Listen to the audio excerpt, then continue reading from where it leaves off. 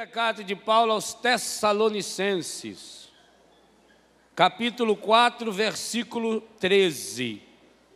A carta de Paulo aos Tessalonicenses é o texto mais próximo de Jesus que nós temos no Novo Testamento.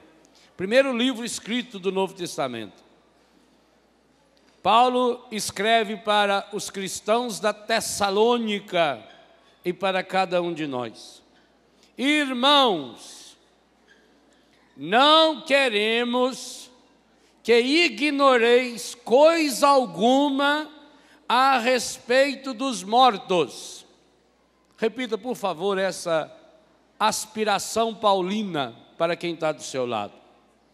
Irmãos, não queremos que ignoreis coisa alguma a respeito dos mortos, porque quando se ignora alguma coisa a respeito dos mortos, o que acontece? Para que não vos entristeçais como os outros homens que não têm esperança. Para quê? Para que não vos entristeçais como as outras pessoas que não têm esperança. Palavra do Senhor. Esse trecho de São Paulo é espetacular para aquilo que nós vamos meditar, já estamos meditando no dia de hoje.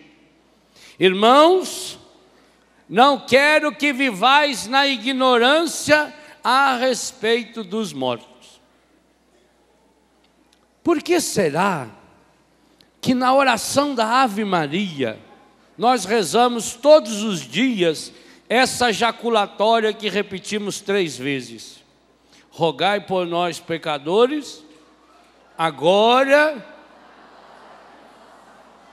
Por que nós pedimos isso para Maria? Você já parou para pensar por que todo dia você reza o terço? Você reza o terço, se você reza o rosário, você reza 150 Ave Marias. 150 vezes você pede: rogai por nós, pecadores, agora e na hora da nossa morte. São 2 momentos espetaculares da nossa vida: o agora e na hora da nossa morte. Por que nós pedimos isso para Maria? Você já viu, por exemplo, o quadro da morte de Maria? Como foi que Maria morreu? Maria morreu do mesmo jeito que ela viveu, inteirinha, inteiramente mergulhada em Deus. Quando um dia você for a Jerusalém, e eu espero que seja comigo para partilhar essa alegria, eu quero levar você lá no Monte Scopus. Lá tem uma igreja chamada Basílica da Dormição. Tem imagem linda de Nossa Senhora deitada, dormindo. A igreja nem chega a falar que Maria morreu. Maria morreu? Morreu.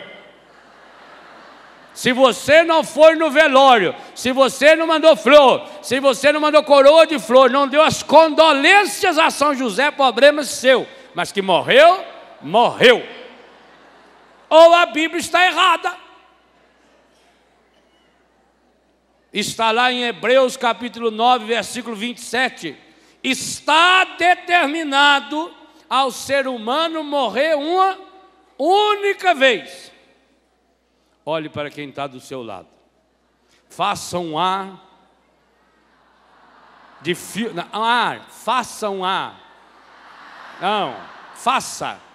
Não é fale, faça. Faça um A de terror.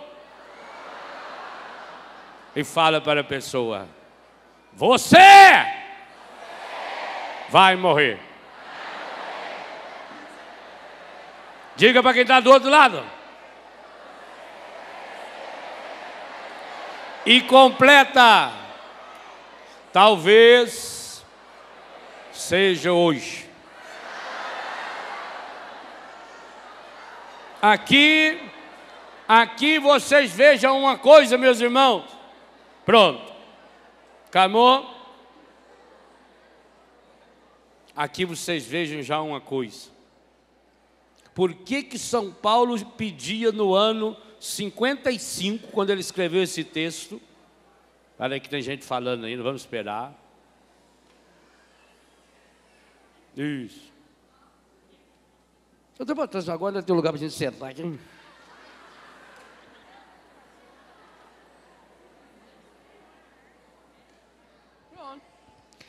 Isso que São Paulo escreveu no ano 55, nós estamos vivendo até hoje.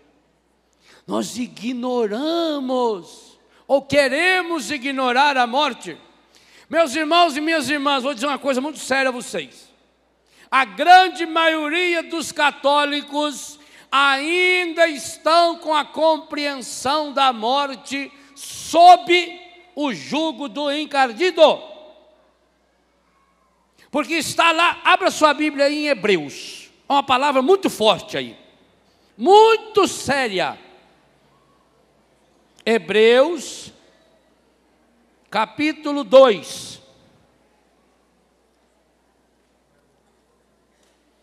Eu citei antes Hebreus 9, 27. Agora Hebreus 2, 14.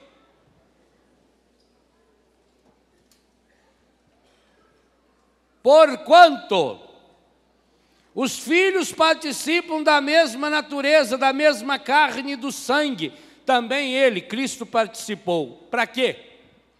A fim de destruir pela morte, olha o objetivo pelo qual Jesus morreu, destruir pela morte aquele que tinha o império da morte. Quem é que tinha o império da morte? Isto é, o demônio.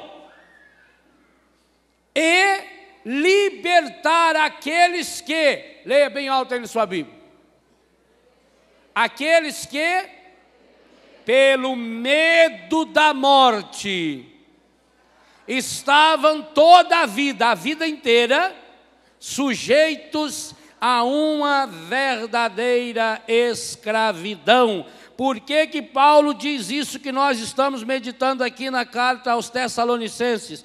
Irmãos, não queremos que ignoreis coisa alguma a respeito dos mortos, porque além de perder a esperança na vida, acontece isso que o autor sagrado fala nos Hebreus. A pessoa que tem medo da morte, ela se torna escrava do demônio. Por isso que nós pedimos para Maria, rogai por nós, vírgula, pecadores. Por que esse vírgula depois do nós e o pecadores entre vírgula? Porque Maria não teve pecado, mas foi humana. Por que nós pedimos para Maria? Aqui, eu vou falar uma coisa absurda para muitos que estão me ouvindo. Azar. Por que no Pai Nosso a gente não pede pela nossa morte? Porque como é que foi a morte de Jesus? Violenta, a pior de todas, a mais medonha de todas. A morte de Jesus é tudo aquilo de trágico que o ser humano podia imaginar. Nós pedimos para Maria, por quê? Olha aqui a inspiração de Deus. Nós pedimos a Maria porque a morte de Maria foi tão serena, foi tão tranquila, foi tão maravilhosa, que a igreja chega a dizer que Maria não morreu. Não morreu como os outros. Maria dormiu. Dormiu para esse mundo. E aí tem uma coisa espetacular em Maria, que conosco vai ser um pouquinho diferente. Como o corpo de Maria não experimentou a corrupção do pecado, então Maria, na glória, ela levou aquele mesmo corpo que ela tinha em vida.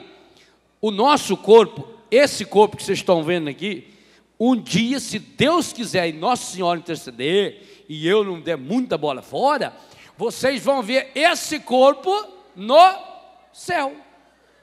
Sim, mesmo que se eu morrer, por exemplo, que me der uma gangrena aí no braço, eu perder o braço, ficar sem braço. Chegar lá no céu, vocês vão ver que eu vou estar de braço. Uma pessoa que tirou uma perna, ou você que já está escangalhado, velho, Você vai chegar no céu, você vai ficar novinho em folha. É sorte. No céu, pessoa muito gorda, no céu fica magro. Sim. Porque a morte vai purificar tudo que foi estragado.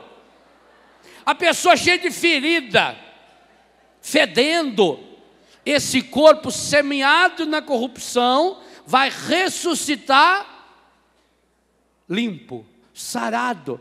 Inclusive, quem vai para o céu, torça para você ir, a pessoa é tão dona desse corpo que ela consegue se locomover como o próprio Jesus ressuscitado e Maria. Por isso que Nossa Senhora pode aparecer, por exemplo, apareceu aos pastorinhos, apareceu a Bernadette Subiru e em tantos outros lugares. Porque esse corpo é glorioso. Por isso nós pedimos para Nossa Senhora, rogai por nós pecadores, que hora? Agora e na hora. Sabe, meus irmãos, há uma íntima relação entre o agora e o hora da nossa morte. Os monges antigos, quando eles se encontravam nos mosteiros, sabe como é que eles se saudavam? O que um dizia para o outro? Bom dia, boa tarde, paz de Jesus, o amor de Maria, Deus te ama? Não. Eles diziam uma expressão em latim, da qual vocês conhecem um pedacinho, porque já teve muito filme, já teve muita poesia em cima disso. Um monge, quando encontrava o outro, dizia assim: memento moris.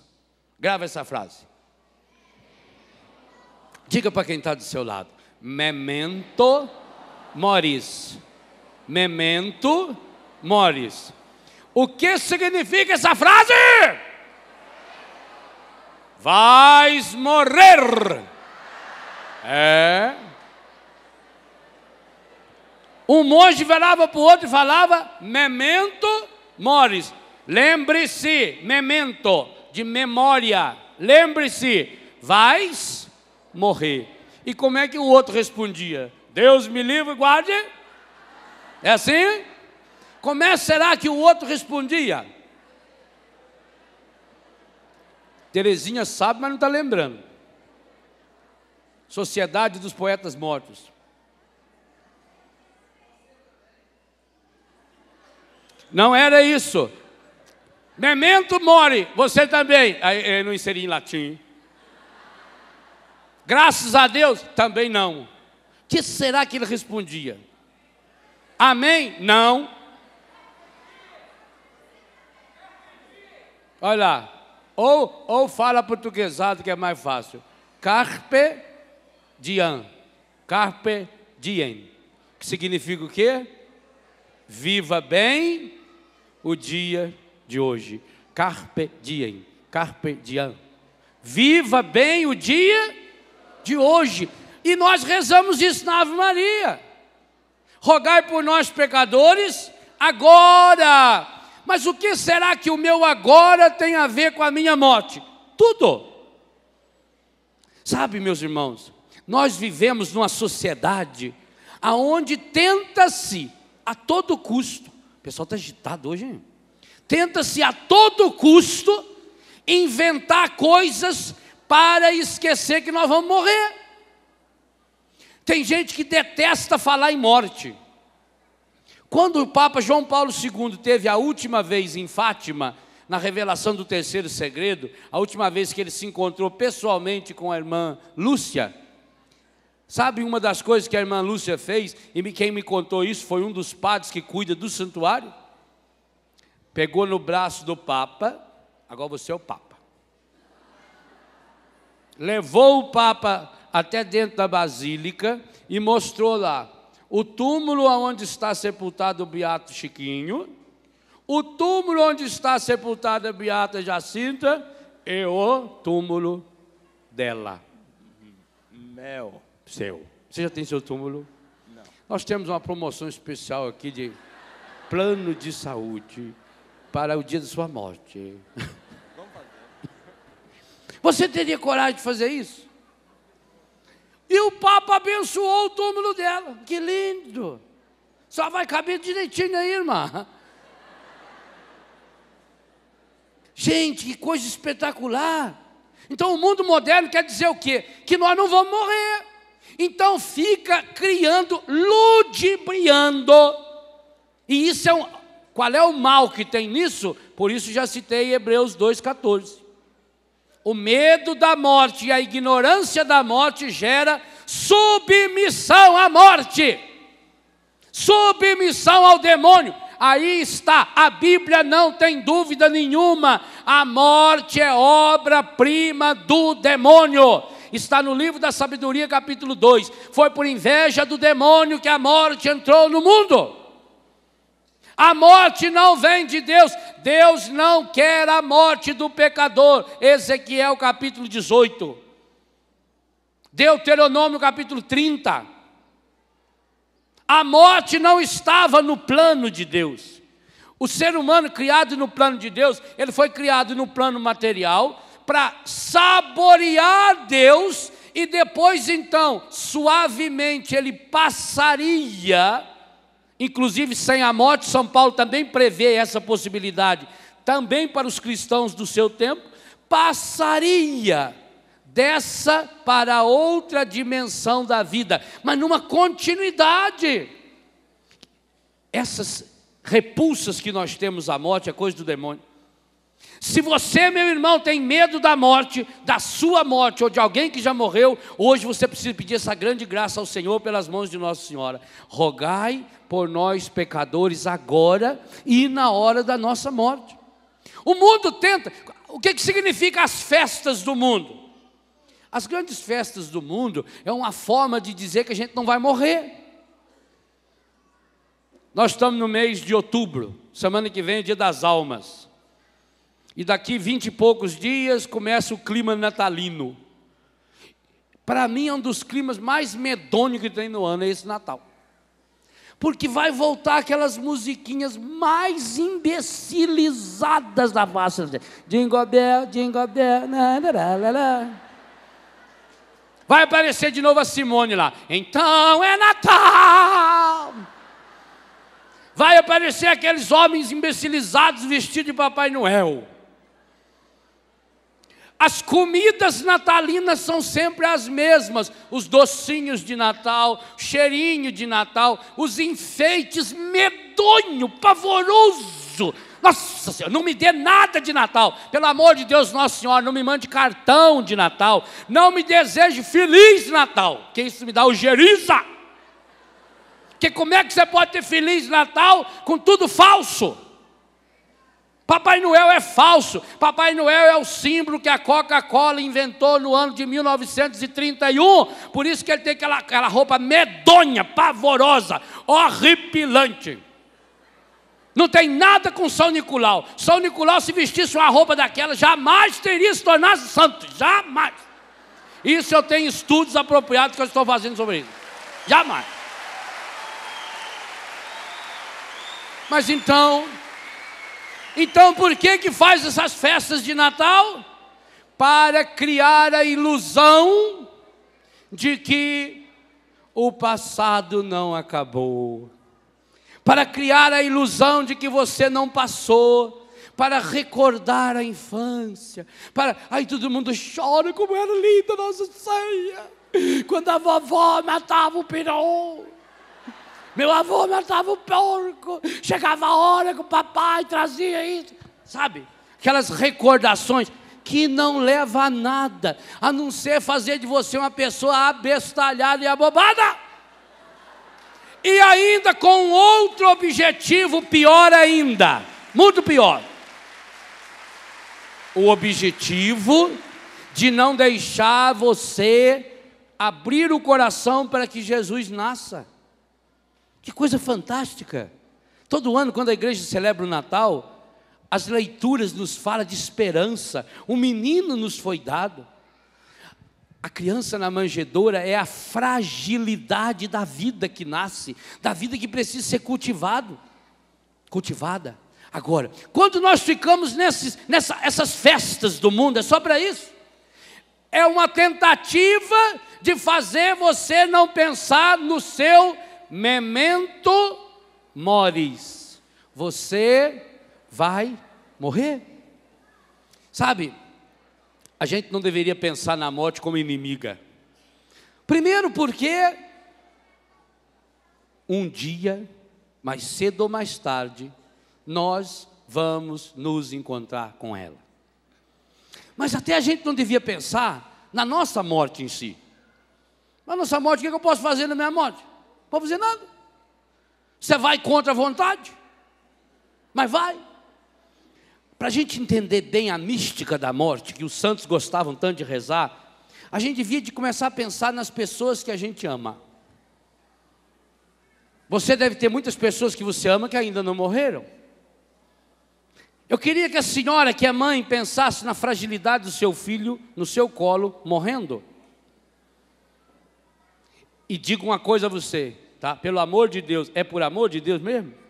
Digo uma coisa a você, se você não pensar nisso, você nunca vai amar essa criança, nunca.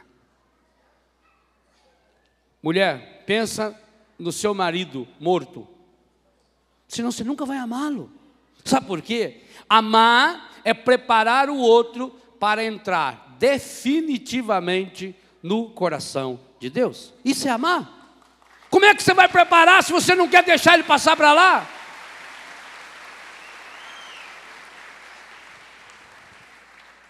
Quando uma criança morre dentro da barriga da mãe, imagine se não tirá-la de dentro.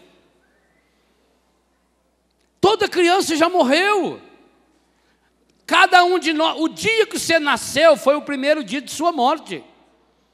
Você teve que sair de dentro, por isso que o feto foi exprimido, foi expulso, foi jogado, foi lançado fora.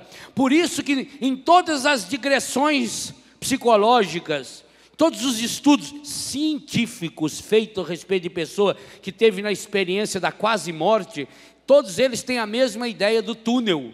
A ideia do túnel significa a mesma ideia do nascimento. A agonia. A criança não quer nascer, ela precisa nascer, mas se ela não sai de dentro da barriga da mãe, se ela não morre, o primeiro corpo que você teve morreu, a sua placenta onde está? Cadê o seu cordão umbilical? Morreu, passou. Você viveu dentro da barriga de sua mãe, agora você está no segundo estágio da vida, você está vivendo no útero da terra, por isso que a terra também é arredondada, parece a barriga da mãe. Mas o seu destino final é um passo a mais. Primeiro, você existiu dentro da barriga de sua mãe. Por isso que o útero é arredondado, como a terra. Arredondado porque não tem começo nem fim. Depois você morreu para o útero. O dia que você nasceu é o dia que você morreu para o útero. E passou a viver nessa vida. Quanto tempo você vai viver? Eu sei lá. Tem criança que fica 9 meses dentro da barriga da mãe, tem criança que fica 8, tem criança que fica 10 meses, parece filho de elefante, não nasce de jeito nenhum. Tem criança que nasce com 6 meses, com 5 meses, tem criança que nasce com 4,899 kg, tem criança que nasce com 1,2 kg, tem criança que nasce com 700 gramas, nós não sabemos. Não existe, nem hoje com todos os avanços da ciência não existe. Por que hoje com todos os avanços da ciência o médico erra a data do nascimento da criança? Eu tenho certeza, isso aqui é para o dia 28 de fevereiro. Ali para o dia 15 de janeiro está nascendo. Não é assim? Ninguém sabe. Assim também é a nossa vida. Então nós viemos para esse segundo estágio. Agora estamos todos nesse segundo estágio. Estamos no útero da terra. Mas nós vamos levar o que nós vivemos aqui para o útero de Deus. Isso é morrer. Por que a mãe não deve fumar quando está grávida? Porque leva o mal que provoca na barriga para quando a criança nasce. A criança vai ter problemas sérios de respiração. Assim também, aquilo que nós vivemos aqui agora, nós vamos levar para a terceira e última dimensão da nossa vida. Nós só vamos nascer definitivamente quando a gente morrer. Então você precisa começar a pensar na morte dos seus amados. Não naquele sentido de terror, que o mundo é safado. Quando ele se deixa levar pelo demônio, eles vão criando essas imagens pejorativas de morte. Há um programa de televisão que está fazendo muito sucesso hoje no Brasil, que tem um quadro horroroso, um quadro medonho, presta um serviço ao demônio, porque pinta a morte, põe lá um pano preto, está sempre com a caveira, sempre com a foice. Por que essa ideia medonha de morte? Para quê? Para que você tenha medo da morte.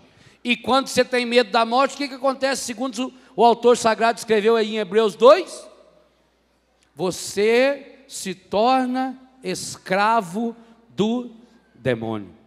Isso é terrível, porque aí você já está vivendo aqui a verdadeira morte.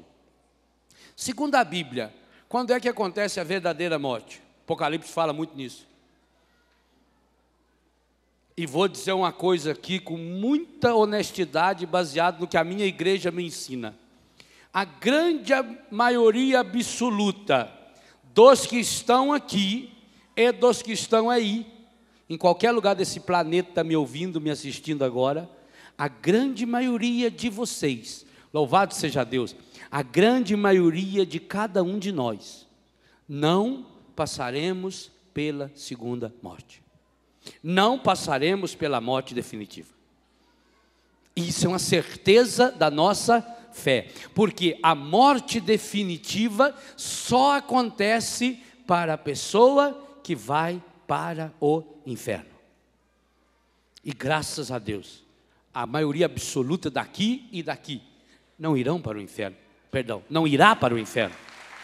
Isso é uma certeza. Jesus não morreu para ninguém ir para o inferno. Mas, meus irmãos, ignorar a morte é meio caminho andado para ir para o inferno. Sabe por quê? Porque aquilo que eu ignoro lança o medo. E ao lançar o medo, a pessoa se retrai. Tem muitas mulheres, por exemplo, que poderiam ter evitado um câncer de mama se ao tomar banho todos os dias com o dedo ensaboado fizesse o autotoque. Ao descobrir um carocinho, não precisa se desesperar. Pode não ser nada, pode ser só um leitezinho ali, uma petrificação, mas pode ser um câncerzinho. Olha, descoberto a tempo, em pouco tempo está resolvido. Quantos casos? Graças a Deus, hoje mais de 90% dos casos. Agora, a palavra câncer mata mais do que o câncer. Sim, tanto que ninguém fala a doença para a pessoa, ela está com aquele problema, né? CA. Deu uma enfermidade. Mineiro ainda fala assim, pareceu uma novidade nele. Uma novidade. Um problema. Câncer.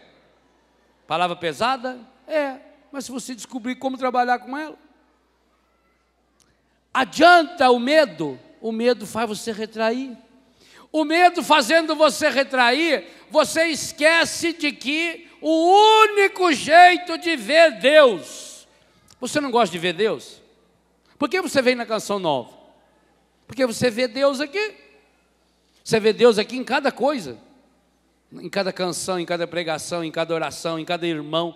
A gente não fica estupefato de alegria quando vê Deus agindo, levantando um doente, por exemplo, fazendo um cego enxergar, um paralítico andar. A maior aspiração do ser humano é ver Deus. Mas quando eu disse que talvez você morra hoje, você diz, Deus o livre. Quem não morre e não vê, não tem jeito.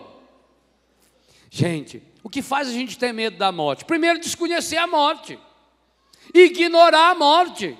Não querer conversar sobre a morte.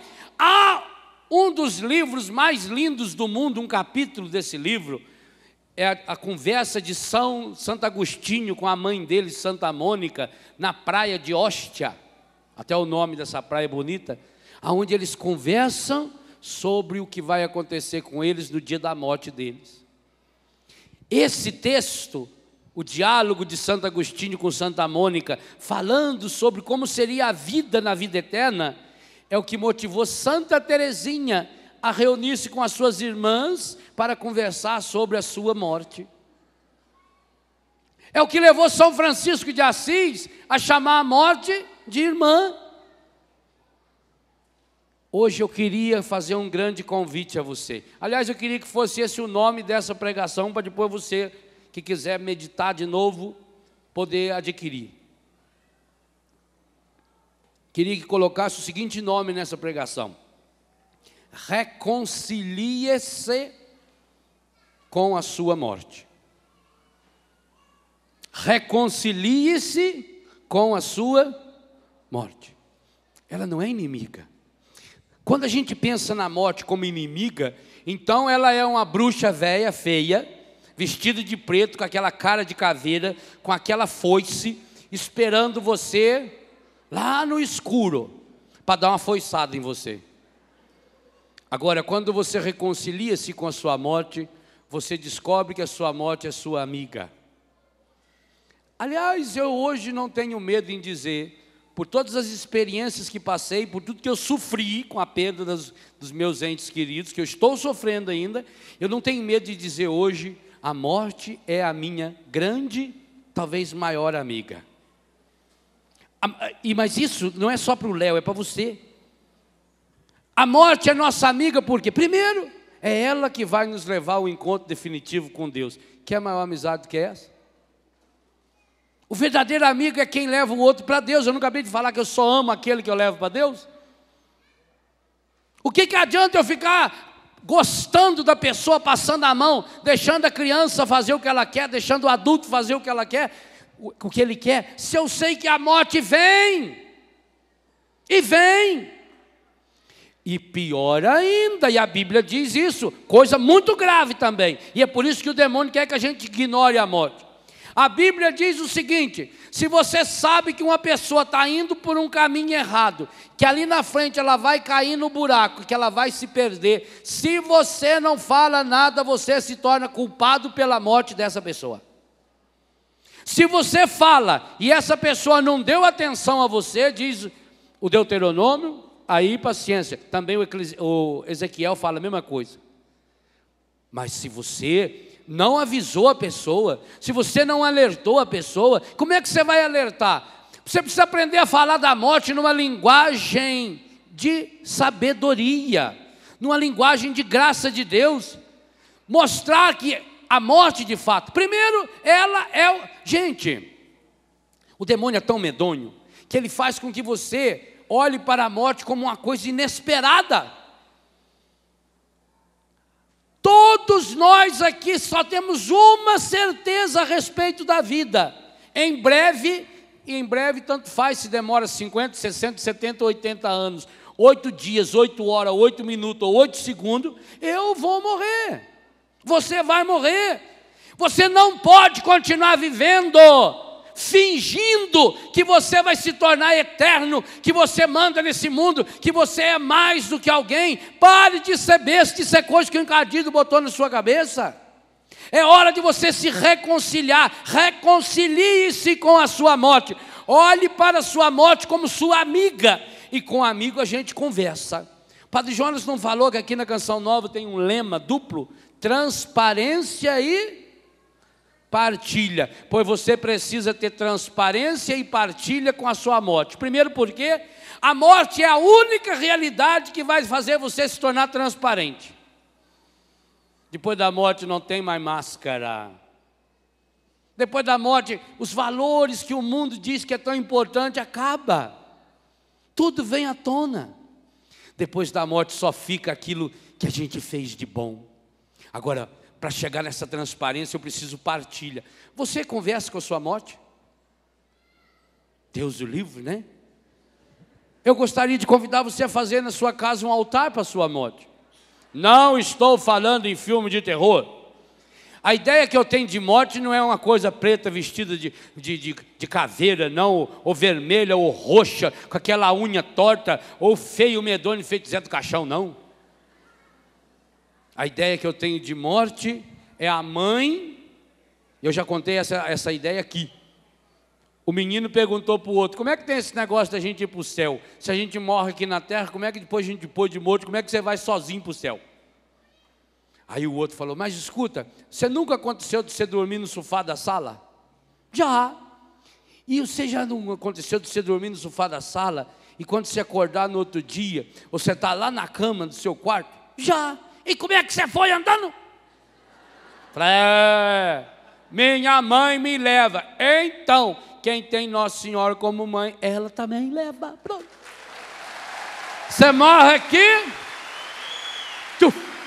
acorda lá. Essa é a ideia que eu tenho de morte.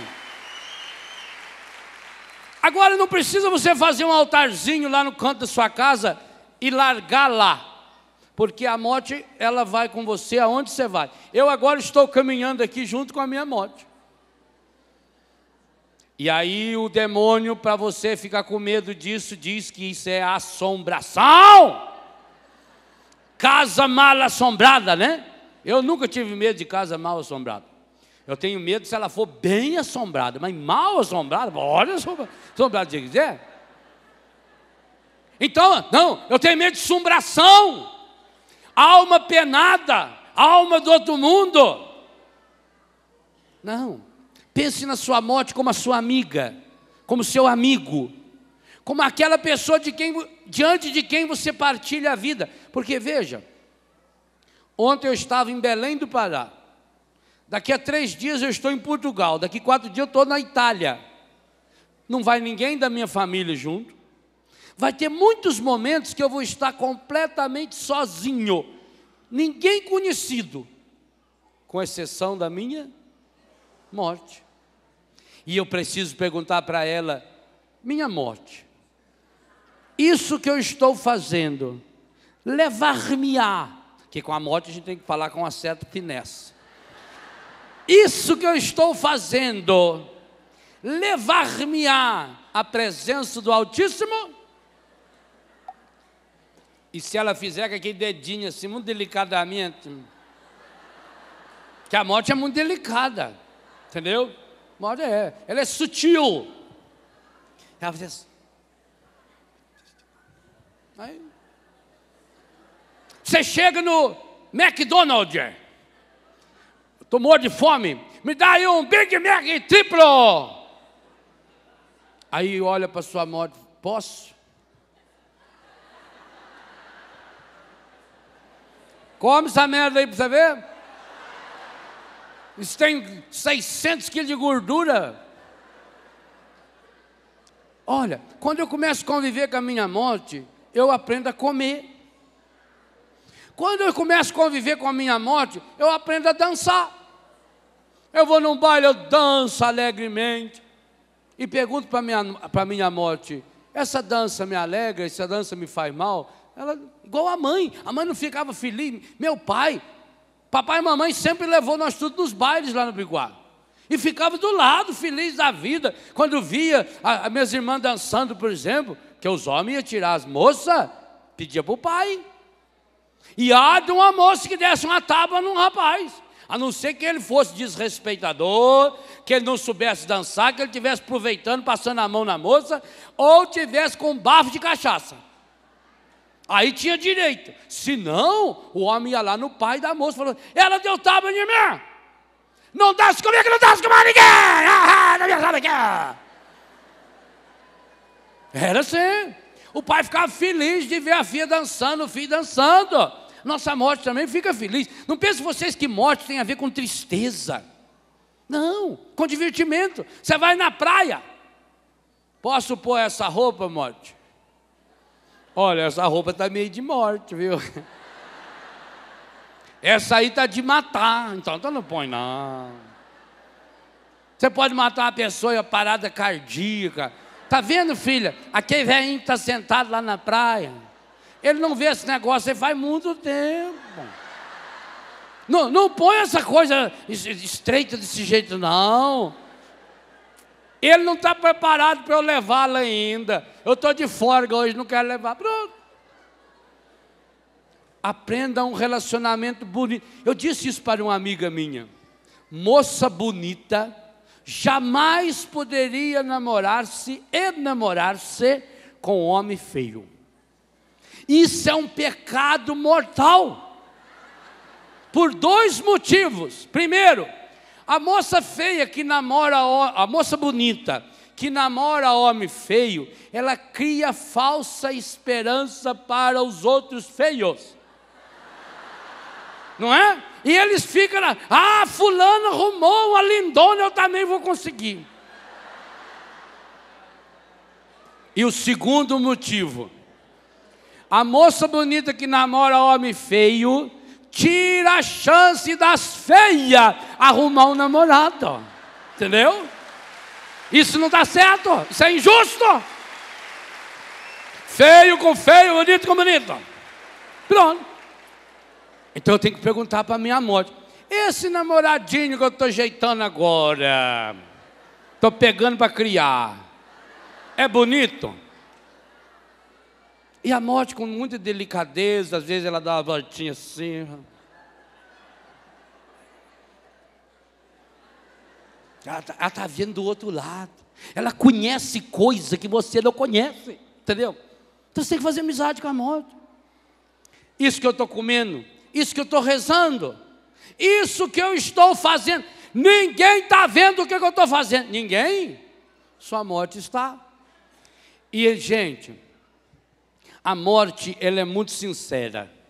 Qual é a qualidade que vira defeito da pessoa sincera? A pessoa sincera, esse é o tema do dia de hoje na missa, ela não pode esconder nada, a morte não esconde nada. Por isso que na hora da morte da pessoa, vem à tona aquilo que a pessoa é. A igreja aconselha os padres, quando fizer sermão de defunto, por exemplo, tomar muito cuidado com as palavras, não elogiar muito. Porque o padre estava falando, tão elogiando aquele defunto, que a viúva falou: vai lá ver se é o seu pai. Acho que trocaram. Não é possível, esse padre está falando tanto desse homem aí. E às vezes o padre tem que dizer: esse homem era um honrado pai de famílias. Fica ruim ter que falar isso, não é? Porque quer exaltar tanta pessoa. A morte tem que ser minha amiga. E eu preciso fazer amizade com a minha morte. Agora, uma coisa verdadeira. Quando foi, eu vou falar nisso hoje de tarde. Quando foi que Jesus chorou? Para valer. Na morte de... Por isso que muitas e muitas vezes, você só vai saber o que é chorar verdadeiramente na morte de alguém. Coisa linda. Sabe vocês homens... Principalmente, eu não entro nesse campo aí não, porque eu já aprendi a deixar de ser besta. Não deixei de ser homem, mas deixei de ser besta. Você homem muito durão, que fica se achando sempre no controle, pessoa que controla, não dá de parar para essas crianças para berrar aí não, louco. Leva para lá assim, ó, tem um rio lá embaixo, leva para nadar lá, leva para nadar. O corpinho boia, né? Vocês que são muito durões, que se acham muito importantes. Eu quero ver um homem se achar importante com um filhinho à beira da morte no colo. Eu quero ver uma pessoa se dizer muito importante, tendo que se despedir do marido, da mulher, do namorado, da namorada, do pai, da mãe, ou pior dos piores, quando o pai e a mãe têm que despedir de um filho. Eu quero ver uma pessoa forte.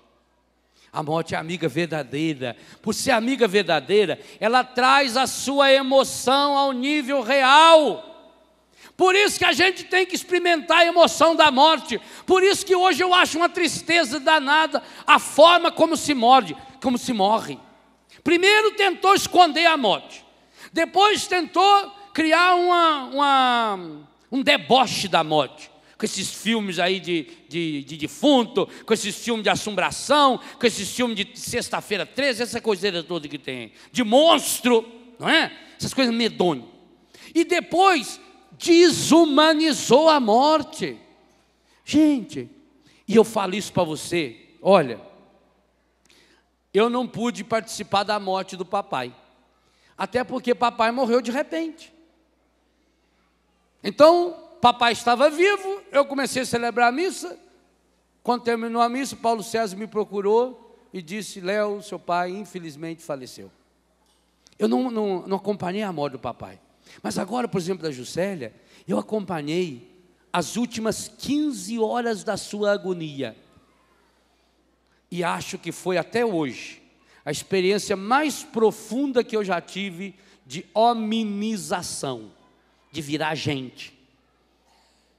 Sabe, você segurar na mão de uma pessoa que você ama, essa pessoa rodeada com os consagrados de Betânia, os irmãos dela. Muitas vezes, durante o último dia da vida dela, nós cantamos, muitas e muitas horas, chorando, mas muito. Cantamos as músicas que ela gostava de cantar. Quantas vezes eu cantei para ela no ouvido dela a música do Nelsinho, quem te segurou foi Deus. Era o dia de Santo Agostinho, algumas vezes eu falei no ouvido dela, mergulhe-se em Deus, entre em Deus, entregue-se a Deus, não resista mais. E você vê, a pessoa vai suavemente entrando na graça de Deus. Gente, essa é uma experiência que eu peço a bondade e a misericórdia de Deus. Não deixa nunca mais, se for possível, que eu fique longe da morte das pessoas que eu amo. Porque aí você ama a pessoa. Aí, sabe, só com o tempo você vai perceber que foi uma riqueza. Primeiro porque eu ia ficar com a pessoa o resto da minha vida. Nós não somos grudados em ninguém. Mas você saboreia essa pessoa. Outra coisa, a morte ela é tão amiga que ela mostra para a gente a alma da pessoa. Não tem outro jeito de ver a alma da pessoa. Aliás, não tem jeito de acreditar na vida eterna sem passar pela experiência da morte de alguém. Então, antigamente, onde que o pai morria? Onde a mãe morria? Em casa. O médico vinha lá, mandava chamar a família, reuniam-se os filhos de longe, os netos. Muitas e muitas vezes o pai, a mãe ou aquela pessoa que estava morrendo podia dizer as suas últimas palavras, e nós sabemos já por Jesus que as últimas palavras são as mais importantes. Era aquele testamento. A Bíblia mostra, por exemplo, como é que Jacó morreu. Moisés, antes de morrer, faça uma pesquisa na Bíblia, eu estou fazendo e vou oferecer isso a vocês, se Deus quiser, no ano que vem, em forma de um livro. Como é que os grandes homens e as grandes mulheres de Deus morreram? Fizeram uma releitura, deu conselho. A Ju fez isso com cada um de nós, no jeito de olhar, no jeito de pedir desculpa. Ou como o Sueco fez comigo, e eu narro num dos meus livros, 2 dias antes de morrer, ele tirou aquele aparelho, ele não podia fazer mais nada. Ele não tinha força para falar, ele tirou o aparelho, olhou para mim e falou assim: pai, eu te amo, e tapou rápido. Gente, eu nunca, olha, nem quando eu tive mulher na minha vida, que eu fui namorado, eu fui quase noivo, nunca uma mulher, olha, nem minha mãe, nunca falou para mim do jeito que o Sueco, meu filho, falou: eu te amo. Por quê? Porque ele falou naquele momento de passar, foi a última vez, a última fala que nós tivemos. É meu filho falando para mim: pai, eu te amo. Muitos de vocês que têm aí 3, 4, 5, 10 filhos na carne, não tiveram essa experiência que eu tive sem ter um filho na minha carne. Por quê? Porque aquele eu te amo dele estava purificado pela morte. Ali ele não precisava preocupar: será que se eu disser isso, o Léo vai achar que eu sou homossexual? Será que eu posso dizer isso? E ainda mais tinha mais um padre, o padre André estava no quarto, tinha mais 2 meninos consagrados, o Douglas e o Éder junto. Não pensa mais nada, a morte purifica. Então, nós precisamos reconciliar-nos com a morte, nesse sentido de descobrir que a morte é minha amiga, que ela me torna melhor, que ela me humaniza, que ela me faz matar o que não presta. Ora, você está com um amigo seu, sentado num restaurante, vocês estão comendo lá um filé mignon maravilhoso, ao molho madeira, um jantar solene. De repentemente você vê que em cima daquele filé mignon está andando suavemente. Lembre muito do Padre Jonas na pregação anterior. Andando em cima daquele filé mignon, uma enorme de uma lesma. Que alguns inclusive dão o nome correto de escargot. Esse é o nome certo. Porque parece mesmo que foi uma coisa assim escargada, não é? Então, você vê aquela lesma andando, e você vê que o seu amigo parte a lesma, e ela começa a soltar aquele negócio branco, igual o furúnculo do padre. Você deixa essa pessoa comer? Está vendo? Eu falei de uma coisinha de nada que deu nojo. A única coisa que devia te dar nojo na gente é ver que a sua filha, que o seu filho, que o seu marido, que o seu pai, que o seu irmão, que o seu amigo está comendo uma comida feita pela mão do encardido com o veneno do inferno dentro. E quantos estão comendo? A morte diz para você: não coma. Eu sou sua amiga, não coma. Se beber esse veneno você vai morrer. Não beba. Reconcilie-se com a sua morte. Não tenha mais medo da morte. Brinque com a sua morte. Aliás, por que os jovens pagam preço caro para brincar com a morte? Nos globos da morte, na roda gigante. Como é que uma pessoa pode ser tão abestada a ponto de pagar para subir naquele elevadorzinho, amarrar o negócio na cintura e tibum lá de cima? Está brincando com a morte? Vai naquela montanha russa. Eu não vou naquilo, por quê? Vai naquele negócio que fica de ponta cabeça. É igual os três padres estavam na igreja conversando, os caras pintando a igreja, reformando a igreja, mudando a eletricidade. E aí um padre falou para o outro assim: ô meu irmão, eu estou fazendo uma meditação sobre os livros escritos por Antônio de Melo, sobre as posições físicas boas para rezar. Segundo Antônio de Melo, uma posição muito boa é a pessoa sentar-se ao chão, o nível do chão, inclinar a cabeça um pouquinho para frente. Nessa posição, o pulmão da pessoa se abre, o esôfago da pessoa se ilude, a pessoa respira e suspira com alegria e reza. O outro disse: olha, eu já sou mais da escola de Santa Teresa. Eu acho que a melhor posição para a pessoa rezar é a pessoa ajoelhada, com a mão posta, com o cotovelo acoplados a um genuflexório, e ali então a pessoa concentra o seu olhar em Deus e ela reza. O outro disse: eu já acho que a minha posição predileta de rezar é em pé diante do Senhor. O eletricista gritou lá de cima: eu acho que a melhor posição para rezar é o senhor estivesse aqui em cima, a 8 metros de altura, com o pé amarrado nessa corda, trocando essas lâmpadas. Eu queria ver se o senhor não rezava. Qual é a melhor posição para rezar? A do perigo. Não brinque com o perigo. Converse com a sua morte. Aprenda a saborear. Um dia virá à tona o que eu sou. Gente, você já notou que eu posso estar enganando todos vocês aqui? Posso. Mas será que eu engano alguém? A minha morte vai trazer à tona quem eu sou. Vocês que acham que me conhecem, só vão me conhecer depois que eu morrer. Aliás, como é que nós conhecemos os santos? São Francisco. Se você olhar do ponto de vista humano, São Francisco foi o maior pecador que essa terra teve. Porque ele morreu com 44 anos de idade, tinha 23 tipos de doenças diferentes. Pense na morte de Santa Teresinha do Menino Jesus. Por isso, eu peço a Deus para não levar o meu filho, ele é muito novo para morrer. Quantos santos morreram com 14, com 15, com 18, com 25 anos? Bernadette Subiru, os pastorinhos, Teresinha de Jesus, Domingos Sávio, São Tarcísio, o menininho mártir da Eucaristia.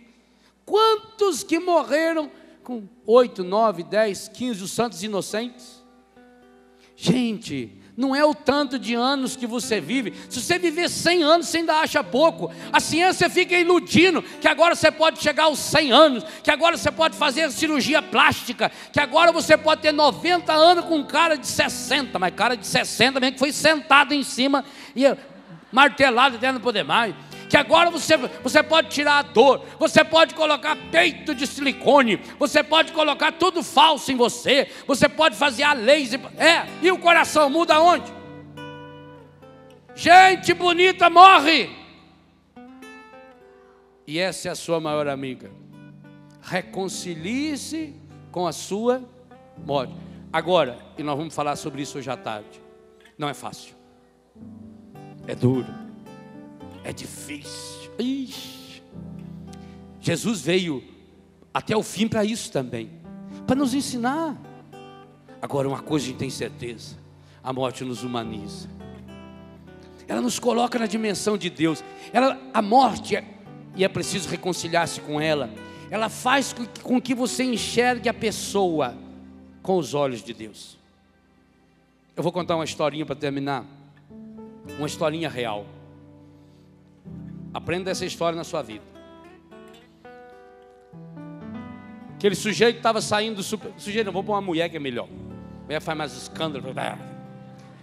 Que a mulher estava saindo do supermercado, estabanada, tarefada, estupiada e atrasada, como sempre. E havia feito compras. Tinha comprado 5 quilos de arroz, 5 quilos de feijão, umas batatas, farinha de trigo, inhame. Taquei pacotão. E estava chovendo um pouco. E ela, como já estava atarefada, foi com aquele pacote andando. E como tinha chovido um pouco, de repente ela deu peitada numa pessoa. Tuf! E caiu tudo para o chão. Espalhou feijão, espalhou arroz, açúcar, farinha de trigo. O que será que aquela mulher falou para quem deu a peitada nela? Não olha por onde anda, sua anda! E eu aqui atrasado e tenho um compromisso de chegar em casa! E até agora, olha aqui no chão! Ai, meu Senhor! Ai, meu Deus! Olha aqui o feijão que eu comprei! Quem é que vai me dar outro açúcar? Quem vai me dar? Parece que não enxerga por onde anda, sua mula! Nesse extravasar suave,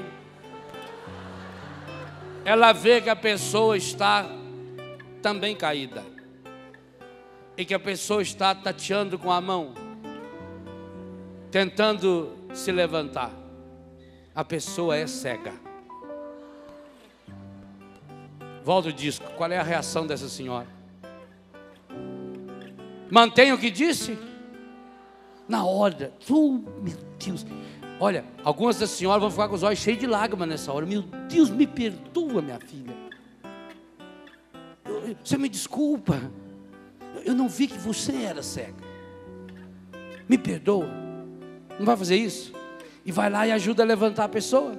Não é assim? Sabe, meu irmão, minha irmã, nós brigamos com as pessoas porque não percebemos que elas são cegas. Sabe aquela última vez que você brigou com seu marido? Você xingou até não poder mais? Descubra, tá vendo aí, ó, dureza. Ele é cego, não estava vendo. Mas não é cego desses olhos aqui não, que a terra há de comer. É cego da cegueira que só a morte cura. Reconcilie-se com sua morte, para aprender a reconciliar-se com as pessoas que você ama. Reconcilie-se com a sua morte, para que você possa reconciliar-se com a sua vida. Pai Santo, Pai querido, Pai amado, nesse dia em que nós mergulhamos o nosso coração no coração de seu Filho, que com o profeta Jeremias nós suplicamos o seu amparo, que você nos pare, nos segure no colo. Nesse dia nós queremos pedir a grande graça de nos reconciliarmos com a nossa morte. Há muitas ideias erradas, Pai. Põe a mão na sua cabeça e peça. Há muitas ideias erradas, ó Pai, que eu venho cultivando sobre a minha morte. E por isso eu tenho ignorado a morte. Eu tenho medo da morte. Quando eu falo da morte, eu olho para ela como uma coisa feia.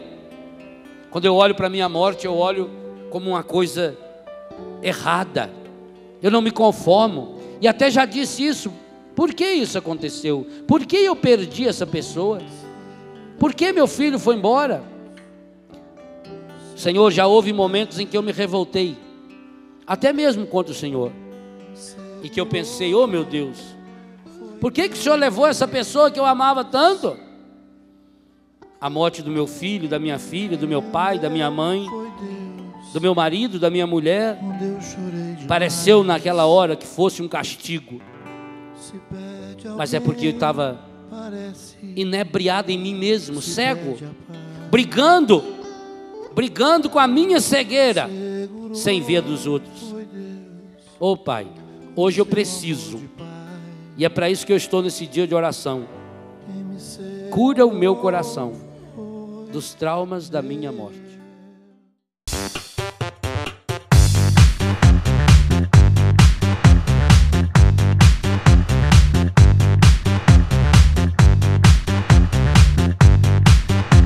CançãoNovaPlay.com. Assine já!